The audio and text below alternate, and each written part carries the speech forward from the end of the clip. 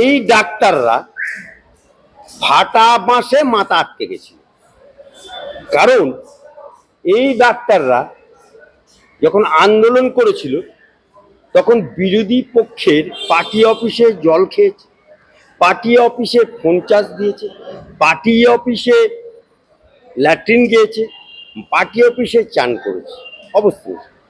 কিন্তু যেই মমতা ব্যানার্জির সাথে একটু সলা পরামর্শ হয়ে গেল, মমতা ব্যানার্জি একটু ললিপপ দেখিয়ে দিল, ঠিক সেই সময় যখন আমাদের জাস্টিস অভিজিৎ গঙ্গোপাধ্যায় সাংসদ, সে গেল তখন বলল get out, go back, go back. Abhijit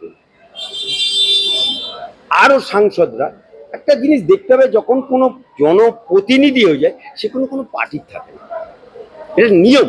কারণ সেই জন্যই তাদের নামের পাশে লেখা হয় জনপ্রতিনিধি।